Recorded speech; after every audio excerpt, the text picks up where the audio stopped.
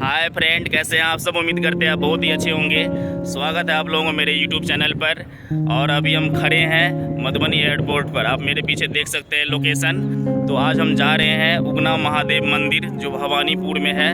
तो आप लोगों को वहाँ का पूरा ब्लॉगिंग बढ़िया से दिखाएंगे। अच्छा लोकेशन है। और ये जो भवानीपुर जो जगह है वहाँ पे उगना महादेव मंदिर है। बहुत ही फेमस मंदिर है मिथिलांचल का।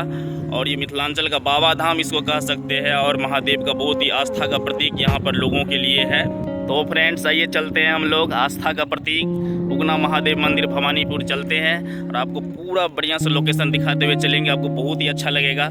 और मेरे चैनल पर अगर आप लोग नए हैं तो मेरे चैनल को जरूर सब्सक्राइब कर लीजिएगा और बेल आइकन को प्रेस कर दीजिएगा।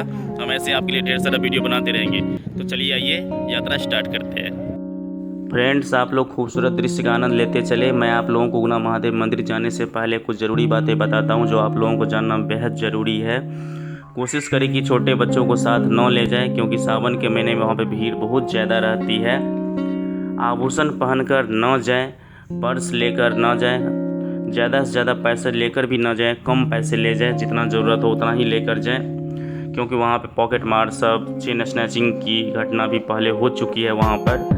उसके बाद आप लोग फ्रेंड्स जूते पहनकर न जाने की कोशिश करें क्योंकि वहाँ पे रखने की भी व्यवस्था नहीं है। इतना क्राउड रहता है कि आप सोच भी नहीं सकते हैं। अभी मैं आप लोगों को आगे दिखाऊंगा। कोशिश करिए कि सुबह के टाइम जाने की कोशिश करिए। अगर आप सुबह में नहीं जाइएगा तो आपको जल चढ़ाने में महादेव के मंदिर में कम से कम 3-4 घंटे का समय लग सकता है। इसलिए कोशिश करें कि सुबह के टाइम में निकलें। सावन के महीने के बाद आप कभी भी जाइएगा तो कोई दिक्कत नहीं होगी। तब तो आप लोग फ्री से जा सकते हैं, तब उतना क्राउड नहीं रहता है। लेकिन सावन के महीने में खास करके इन सारी बातों का फ्रेंड्स ज़रूर ध्यान रखिएगा। चलिए आगे बढ़ते हैं। हम ब्रह्मोत्रा के पास पहुंच गए फ्रेंड्स, आप देख सकते हैं। और हम लोग अभी अब लेफ़्ट टर्न लेंगे। आप देख सकते हैं कि लोग सब यहाँ पर जा रहे हैं। और आज सोमवारी का दिन है तो लोग जा रहे हैं। आप देख सकते हैं इसी रास्ते से इधर हम लोग टर्न लेंगे। तो आप लोग भी आइएगा तो ऐसे ही टर्न लीजिएगा। यहाँ पर देखिए डीजे जा रहे हैं और ऐसे हम लोग उधर आगे चले जाएंगे। आप लोग वीडियो में बने रहिए। अभी हम उगना महादेव मंदिर पहुंचने वाले हैं।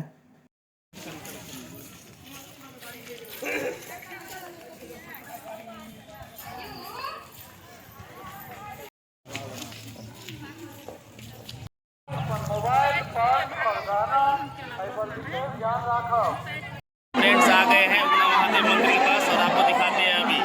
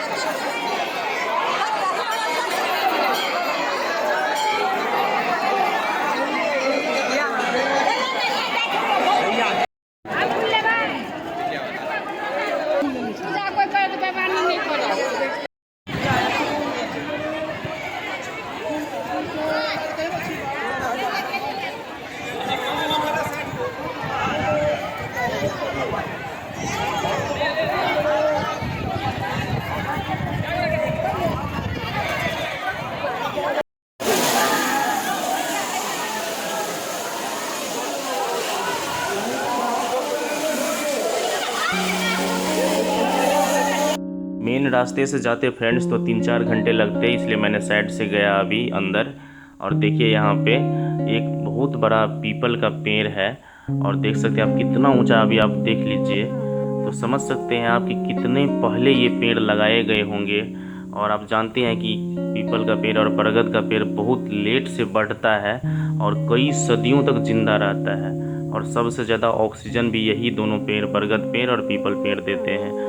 तो अभी हम अंदर चलते हैं और यहाँ देखिए ये महादेव बाबा का मंदिर उगना महादेव मंदिर और कई सारे मंदिर भी हैं। तो आपको सारी चीज़ अभी दिखाता हूँ, तो आप लोग वीडियो में लास्ट तक बने रहिएगा प्लीज़। यही है फ्रेंड्स उगना महादेव मंदिर, आप लोग दर्शन कीजिए। और आपको दिखाते हैं अभी देखिए यहाँ पे बहुत सारे मंदिर बगल में भी है।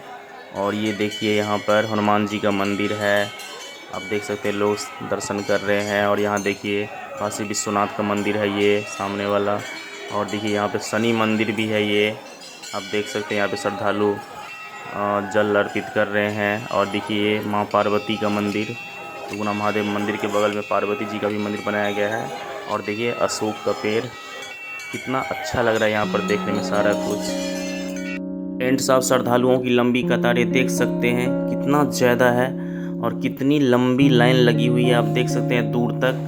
और अगर आप जल चढ़ाने आते हैं तो कम से कम आपको 3-4 घंटे जल चढ़ाने में ज़रूर लग सकते हैं। और देखिए यहाँ पे पुलिस प्रशासन भी थोड़ा सा कोऑपरेट कर रहे हैं। और देखिए यहाँ पे ये महादेव जी का मंदिर, और हम अंदर जाके भी आप लोगों को दिखाते हैं कि कैसे जल चढ़ाते हैं। अंदर जा कर के कोशिश करते हैं हम और कुछ दिखाने का, तो आप लोग वीडियो में कंटिन्यू बने रहिए फ्रेंड्स। और देखिए यहाँ पर लोग इसी रास्ते से अंदर जाते हैं, और देखिए एक साइड से श्रद्धालु जा रहे हैं और एक साइड से बाहर आ रहे हैं। तो ये प्रोसेसिंग है, और सब आदमी यहाँ के जो समिति है वहाँ पे कोऑपरेट कर रहे हैं, एक दूसरे को हेल्प कर रहे हैं बाहर निकालने में, आप देख सकते हैं। आइए यहाँ पर आप लोगों को काली माँ का भी दर्शन कराते हैं।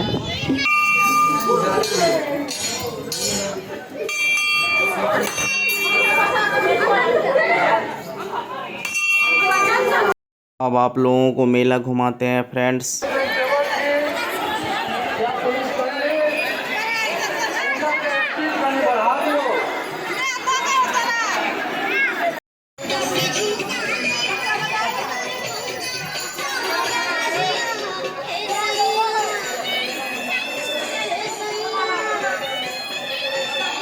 मिथिला के मेले में घूमे, जलेबी नहीं मिलेगा, ऐसा हो सकता है क्या? देखिए यूनिक स्टाइल जलेबी बनाने का।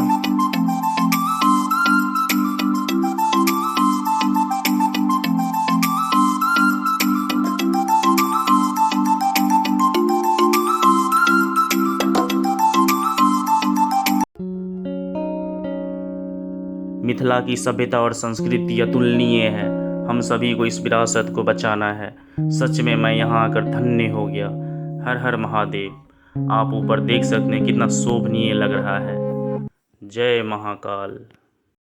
तो फ्रेंड्स, मैं आप लोगों को यहाँ पर पूरा वीडियो दिखा दिया हूँ, और अंदर में काफ़ी ज़्यादा भीड़ है, और पूरा नीचे जाकर दर्शन करना आज संभव नहीं है। अगर हम यहाँ पर लाइन में भी लगेंगे तो शाम तक लग जाएगा, तो मैंने बाहर से ही प्रणाम कर लिया महादेव को। फ्रेंड्स, पूरा वीडियो देखने में आप लोगों को कैसा लगा मुझे कमेंट सेक्शन में ज़रूर बताइएगा, और चैनल पर नए थे मेरी तरफ जरूर सब्सक्राइब कर लीजिएगा।